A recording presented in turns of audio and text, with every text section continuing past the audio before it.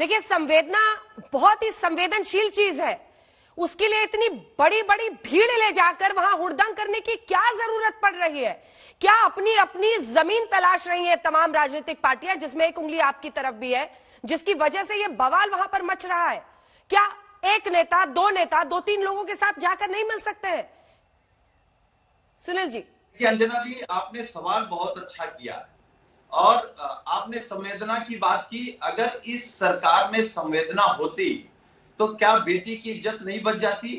ठीक है, बेटी के साथ गलत हुआ तो क्या उसकी जान नहीं बचाई जा सकती थी? अगर संवेदना होती तो क्या उसको रात में जलाया जाता? इस सरकार में संवेदना होती तो क्या डीएम परिवार को धमकाता? क्या परिवार को यह कहा जा सकता था कि आपकी बेटी को कोरोना हो जाता तो कुछ नहीं मिलता, कम से कम कुछ मिल रहा है? आप क्या बेटी की नीलामी कर रहे हैं, उसकी अस्मिता की दाम लगा रहे हैं? हाँ, जो सियासत हुड़दंग दिखाई दे रही है। आपको घटना की तारीख पता है? ये सुनील सिंह यादव, ये हुड़दंग सुनील सिंह यादव, एक सवाल है, पत्रकारों को भी करनी पड़ी थी। हाँ बिल्कुल, वहां तक जाने के लिए एक रिपोर्टर एक कैमरामैन, एक रिपोर्टर एक कैमरामैन, 100 लोगों की भीड़ नहीं। दूसरी बात, मुझे ये बताइए, ये घटना किस तारीख की है? 14 तारीख की है। 14 तारीख की है। उसके बाद से आप लोग कहां थे हुजूर? इतने दिनों तक इंतजार करते रहे। सफदरजंग अस्पताल में जब वो बच्ची जिंदगी की जंग लड़ रही थी, आज तक उसके साथ मौजूद था। जब देखा कि मीडिया में लगातार कवरेज मिल रही है, लोगों के इमोशंस जुड़ रहे हैं, तब आपने सोचा अब नींद से जागे और समाजवादी पार्टी के भी नेता पहुंचे। तब भी पहुंचे तो धर्मेंद्र यादव, अखिलेश यादव कहां है? सवाल तो आप लोगों की ईमानदारी और नियत पर है। इतनी देर से सो क्यों रहे थे सर? अब जाकर नींद खुली तो पूरी भीड़ लेकर वहां पर बवाल काटने चले गए। मीडिया ने अगर दिखाया तो मीडिया को चौथा स्तंभ माना जाता है, आईना माना जाता है। हाँ, अगर अस्पताल में भी हम लोग चले गए होते तो लोग कहते कि देखो राजनीति कर रहे हैं। अरे एक आदमी थी कि सरकार कम से कम बेटी को तो बचा लेगी। नेता जाए समझ में आता है, कार्यकर्ताओं का हुजूम क्यों? जी, नेता एक जाए दो जाए समझ में आता है, कार्यकर्ताओं का हुजूम क्यों? ये लाल टोपी चमकाने की वहां पर क्या जरूरत है? सिर्फ इसलिए कि आपको पॉलिटिक्स साधनी है, आपको उस बेटी की संवेदना से कुछ नहीं लेना देना है। लोकतंत्र में अगर आपके समुदाय के किसी गरीब की अगर कोई तानाशाह सरकार आवाज दबा रही हो तो आपको अगर हुड़दंग करना पड़े तो अच्छी बात है। लोकतंत्र में हुड़दंग को कैसे रोक लेंगे? जब आपको रोका गया 14 से 4 तारीख तक कितने दिन हुए? लड़े, आवाज करना और लाठीचार्ज की नौबत पैदा कर देना, वहां पर फर्क है। दिलाने के लिए हमें मैं आपको बताती हूँ, 20 दिन बाद जागी है समाजवादी पार्टी।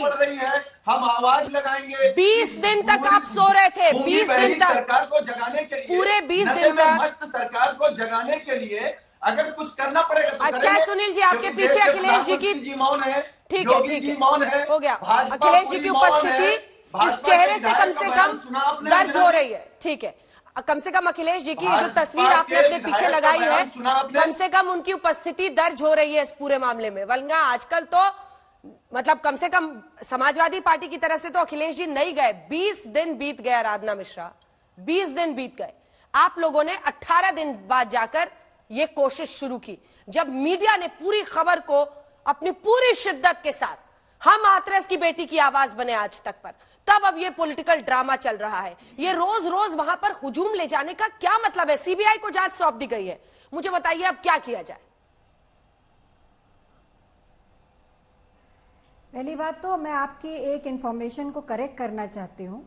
जब इस पीड़िता के साथ, जब हाथरस की बेटी के साथ ये घटना हुई थी, 8वें दिन जब उसकी एफआईआर नहीं लिखी जा रही थी, उस दिन से लेकर के आज तक उस बेटी के साथ हम खड़े हैं। पहले हमारे स्थानीय कार्यकर्ता वहां पे लगे रहे, उसके बाद लगातार प्रियंका जी ने और कांग्रेस पार्टी के सभी लोगों ने इस मामले की पर दबाव बनाया सरकार पर। दूसरी बात, मैं आपसे एक सवाल पूछना चाहती हूँ और आपके माध्यम से उत्तर प्रदेश की सरकार से भी पूछना चाहती हूँ कि आज तक मैंने नहीं देखा कि उत्तर प्रदेश में किसी भी बड़ी घटना में जहां पे इतनी हैवानियत हुई हो, जहां पे सरकार इतनी अत्याचार उस पीड़ित परिवार को विक्टिमाइज करने की लगातार कोशिश कर रहा हो, वहां पर किसी भी राजनीतिक दल के प्रतिनिधि को जाने से रोकने का प्रयास करना, मीडिया को जाने से रोकने का प्रयास करना 2 दिन तक, ये मैंने तो कभी नहीं सुना।